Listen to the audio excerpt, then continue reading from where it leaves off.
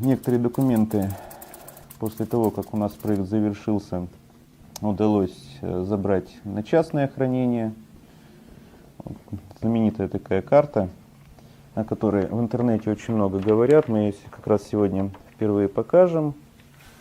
Это та знаменитая Лоция, по которой якобы немецкие подводники проникали в те подледные области Антарктиды, где по приказу Гитлера, начиная с 1939 года, начали строить так называемую Новую Швабию.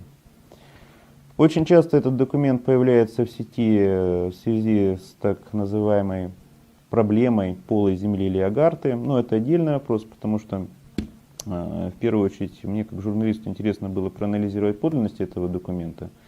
В век современных технологий, в принципе, создать такую карту достаточно несложно и заставить бумагу. Но в любом документе всегда есть некоторые нюансы, которые позволяют определить достоверность с точки зрения той или иной степени вероятности.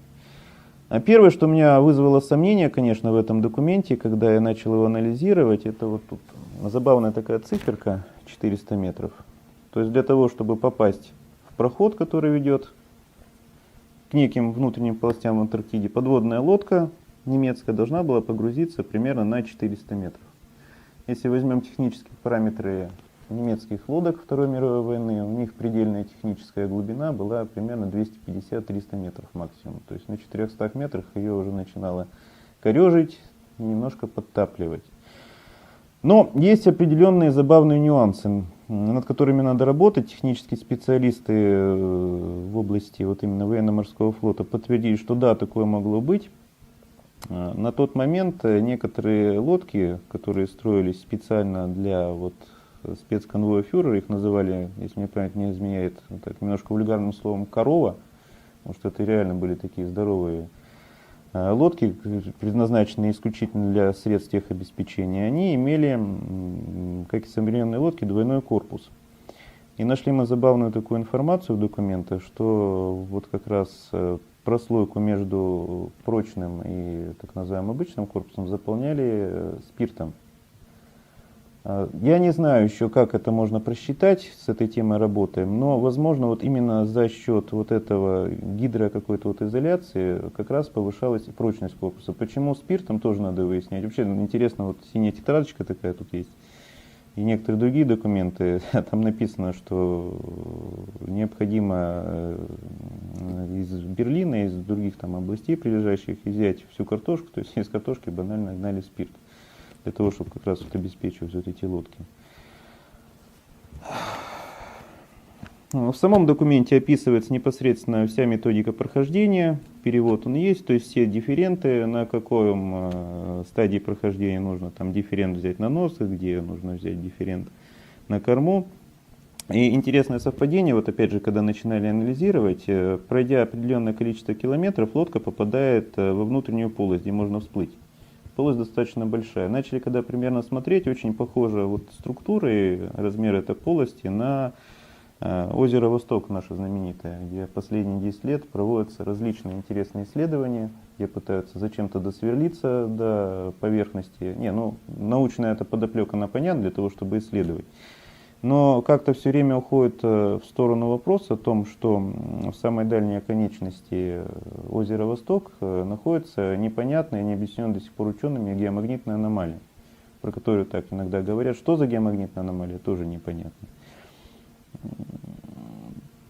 Есть предположение, по документам не нашли, это чисто предположение, что возможно, если этот документ подлинный, будем говорить, если этот документ подлинный, естественно, нашим правительством, нашими спецслужбами применялась, скорее всего, попытка попасть туда, в эти внутренние полости. Не факт, что это получилось. Возможно, либо не совсем правильные лоции, либо на тот момент, когда мы уже могли это сделать, нужно понимать, что это Антарктика, это лед.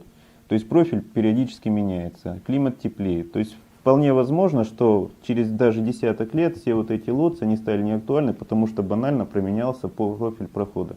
Банально пошло теплое течение, сейчас везде идет потепление.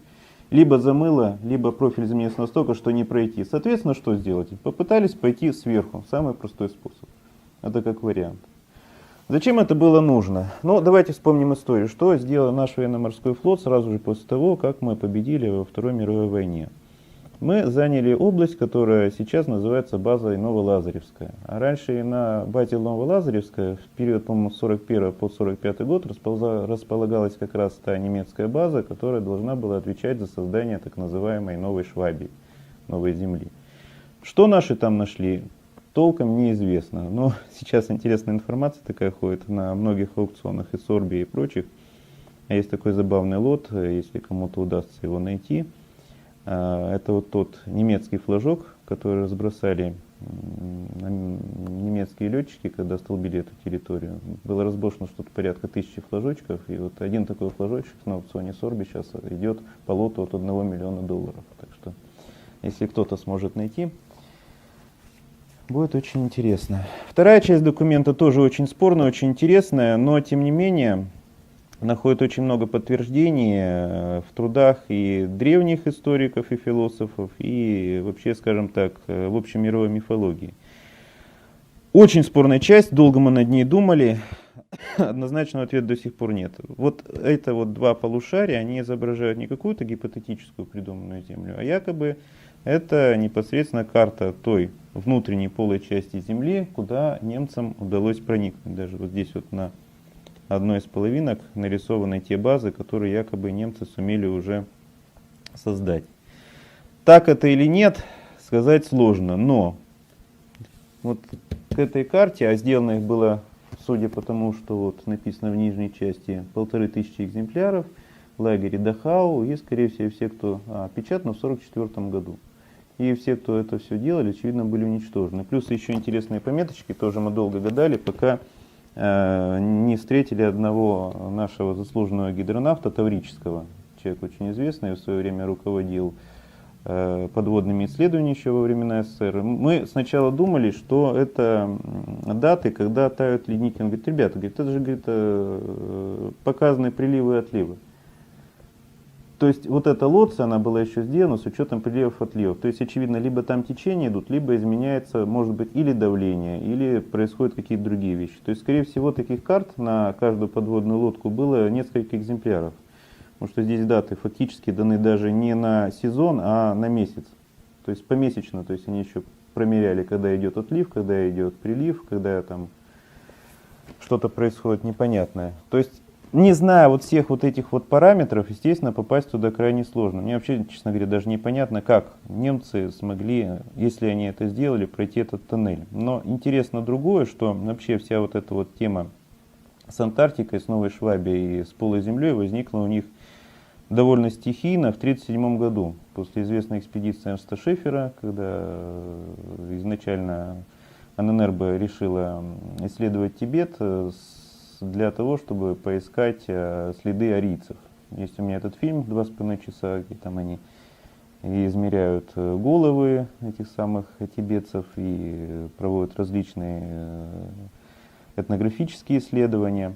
По некоторым данным, по тем документам, которые я смотрел и в папках Ориона, и в других интересных, скажем так, папочках, которые, я думаю, в ближайшее время, может быть, увидят свет, а немцам удалось договориться с представителями верхушки ламства Тибета и, как я понимаю, дали им некоторые ключи, потому что, вот, к сожалению, или к радости, в сеть попали еще не все документы, и на некоторых копиях того, что снимали немцы в монастырях, есть очень забавные такие мандалы.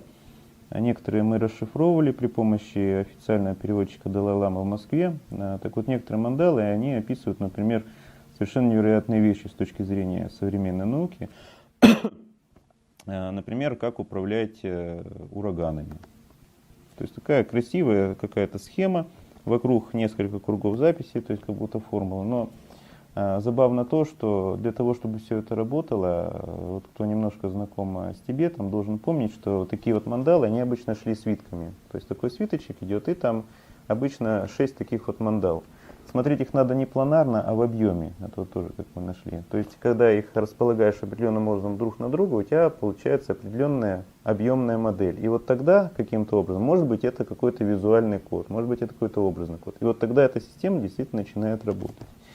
Так вот, именно после того, как немцы в 1937 году вернулись из Тибета, Эрнст Шефер получил звание штурмфюрера СС и стал одним из руководителей подразделения ННРБ. Вот именно после этого немцы резко, скачком пошли в Антарктиду. Что им там передали, пока неизвестно. У них тогда появились и карты, и вот эти вот схемы полой Земли, и буквально уже, получается, в 1941-1942 году они имели полностью информацию о том, что находится внутри Земли. Информация, конечно, с точки зрения современной геологии, физики и вообще представлениях о строении нашего планетарного тела абсолютно бредовая, фантастическая, невероятная. Но если мы заглянем в историю, то с удивлением обнаружим, что в принципе тема полой Земли, она актуальна на протяжении, по крайней мере, тысячи лет, так же как и тема Атлантиды. И в трудах известных философов древности и исследователей говорится о том, что да, внутри Земли существует некая полость. Ну, в данный момент, в тот момент говорит, что да, это мы представляли, что это какие-то пещеры. Но, скорее всего, говорится вот именно о том, что наша планета устроена немножко не таким образом, как представляют современные геологи. Что мы живем на внешней поверхности, грубо говоря, мячика, а внутри, на внутренней поверхности тоже находятся и моря, и океаны, и жизнь. И тогда начинаешь понимать, что такое внутренний и внешний мир и что такое рай и ад. То есть, возможно, вот именно в библейских текстах и, скажем так, в других конфессиальных материалах зашифрована информация как раз о той земле, которая находится у нас под ногами. Но это отдельная тема уже немножко. Вот с этой картой удалось, скажем так, взять на длительное хранение интересную такую тетрадочку, которую ввел Обернст. К сожалению, немецкий не знаю, но какое-то высокое звание в Рейхе. Вольф Вильгельм. Вильгельм Вольф. Тетрадочка датирована 10 марта 1940 года и описывает рекомендации и приказы фюрера. Да, вот тут даже приказ номер 8 от 10 января 1940 года. Рекомендации о том, как подбирать личный командный состав, ну и состав тех людей, которые должны работать, вот именно в этой антарктической подледной базе. Интересно, то есть, видимо, вот здесь уже описана вторая часть мероприятий. Видимо, первая часть была не очень удачной, может, здесь написано, что есть русский перевод, что, используя опыт прошлого подбора персонального состава, нужно исключить тех людей, у которых есть семьи, нужно провести определенную, скажем так, подготовительную работу, объяснить людям, что, скорее всего, они уезжают туда служить насовсем во имя Великого Рейха и ради строительства нового государства. И самое интересное, что с этой тетрадочкой, а захватили ее наши доблестные войска СМЕРШа в Берлине, в здании военно-морского флота Германии. С ней шли еще две такие интересные фотографии. Причем на оборотной стороне одной из фотографий есть фамилии. То есть, в принципе, при желании можно по всем этим фамилиям провести дополнительное историческое расследование. Вот как раз тот вот товарищ Вольф, который вел вот эту тетрадь и эти записи. Даже вот его, в принципе, почерком сделаны пометочки, кто здесь располагается. То есть, насколько я понимаю, вот именно вот эти люди, изображенные на этих фотографиях, как раз и занимались вопросами подготовки операции по созданию в Антарктиде вот той вот базы, которая в последующем стала отечественно Новолазаревской. Интересно, тетрадь, конечно, с немецкой педантичностью в конце она прошита, указано количество листочков, рисмарочка подклеена, то есть все так и, очевидно, было сдано потом на хранение. Но в итоге попало вот в наши руки. Это все документы из так называемой папки Меркулова, которая сейчас очень так хорошо ходит по интернету. Ну, в интернет мы за 5 лет опубликовали примерно процентов, наверное, 20-30 только из этой папки. Просто некоторые материалы, они не то что вызывают споры, а, скажем так, очень сильно входят в противоречие с современной историей, и я думаю, нужно с ними сначала поработать, как минимум прокомментировать перед тем, как выбрасывать такую информацию на головы людей. Поэтому с ними будем еще работать, но могу открыть секрет. Я думаю, в этом году в сети появятся очень интересные материалы, связанные с еще одним проектом, который осуществлялся в подмосковном Красково. Ребята занимались конкретно тем, что под крышей ГПУ и НКВД пытались получить так называемый философский камень.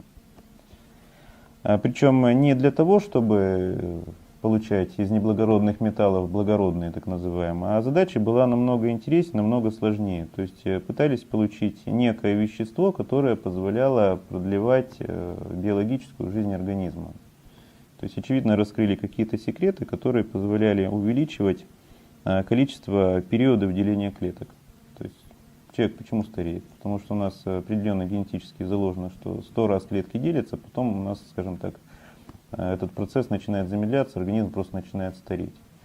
А вот, видимо, раскопали в древних философских текстах, что с помощью вот такого эликсира из философского камня можно этот процесс подтолкнуть или продлить.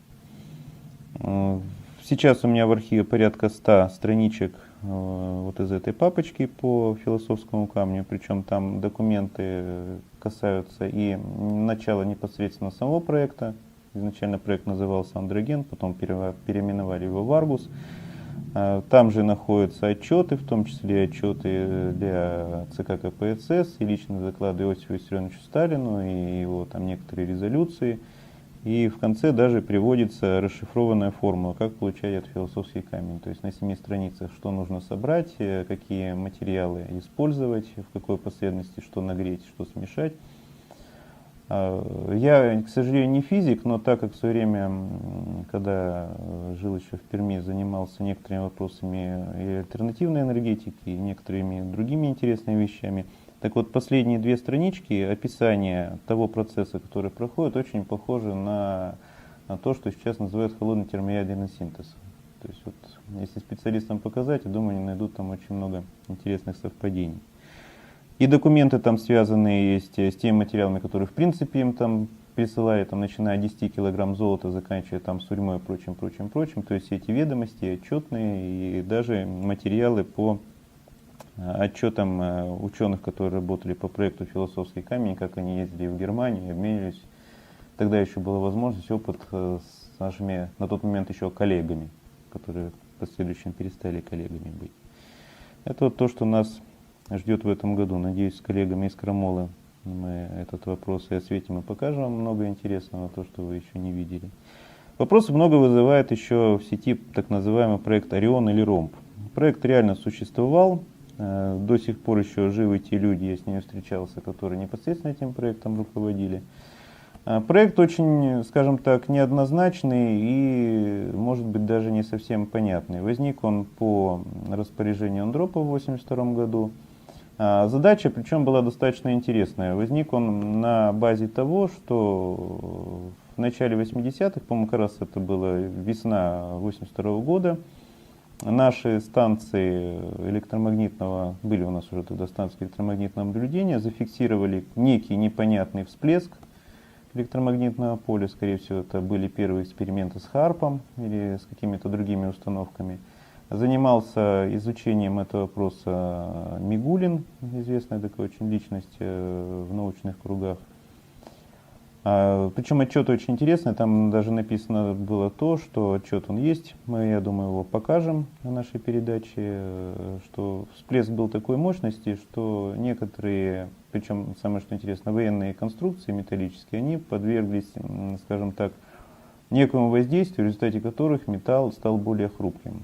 И вот на базе этого возникло желание у руководства создать отдел, который бы занимался сбором информации о необычных природных и техногенных воздействиях, которые, скажем так, пока еще не признаны ни наукой, ни каким-то образом изучены. А в итоге отдел начал заниматься задачами, которые можно сравнить с тем, чем занималось в свое время американское научное общество ННРБ.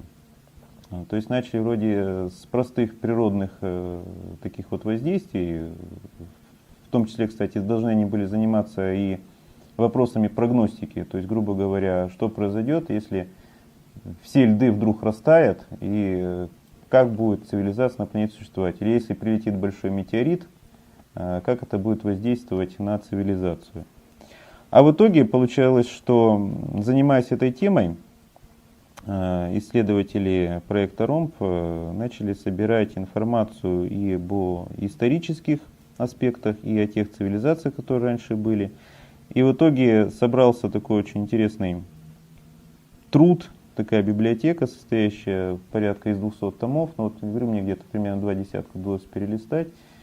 которые описывали не просто прогностические какие-то последствия некоторых событий, а еще и те события, которые происходили в прошлом. Причем по разговорам, ну, после общения с человеком, который непосредственно руководил проектом РОМП, он так, ну, понятно, что наши специалисты, они всегда хранят тайну, но так, двумя словами обмолвился, что, например, в их задачи входила экспедиции фактически по всему земному шару, и, например, в Средней Азии они откапывали очень интересные захоронения, очень, как он так скромно сказал, очень высоких людей. То есть вот такими вещами, например, занимались.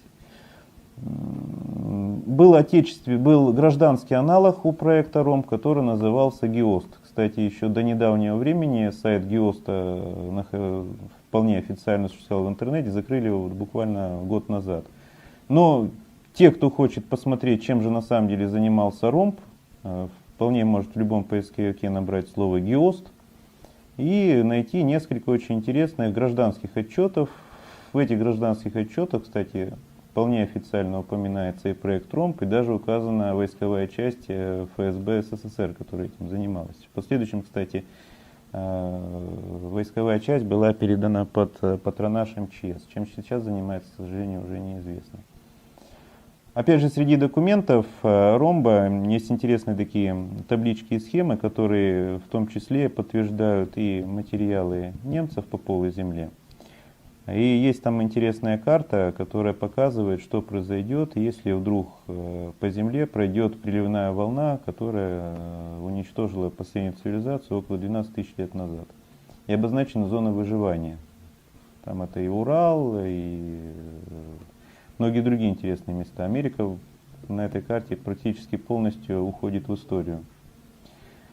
Поэтому хотел бы вот как раз в этой передаче сказать о том, что проект РОМ действительно существовал. И сейчас идут некоторые мероприятия на базе Института геополитических исследований, которые, я думаю, скоро заявят о себе. Есть желание этот проект возродить, по крайней мере, в части исторических исследований. Потому что, понятно, военные задачи уже сейчас решать не получится, в плане того, что те люди, которые пытаются возродить, они уже находятся не на военной службе, естественно, можно заниматься только вопросами, связанными с несекретными вещами.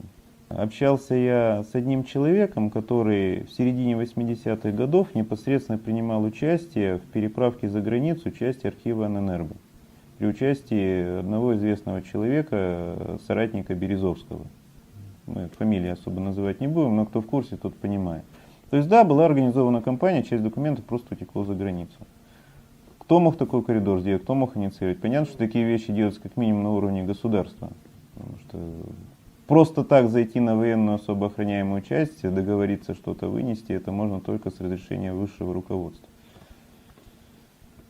Скорее всего, есть просто определенный ценз на то, что можно показать сейчас, вот то, что мы видим, вот особенно в последние 10 лет видно, так точечно возникают некоторые островки правды. Если человек за этими островками правды следит, он, собирая их как мозаику, может, в принципе, начать выстраивать определенную картину. То есть, в принципе, это идет всегда для умных людей. То есть, если человек хочет мыслить, хочет видеть, хочет развиваться, не просто ходить на работу, а вечером смотреть «Дом-2» и забываться во сне, он это начинает видеть. Причем каналы информации идут разные, начиная от необычных статей в газете, что вот, грубо говоря, копая очередной канал в Питере, мы наткнулись на мостовую на глубине 3 метров, что это такое, мы не знаем.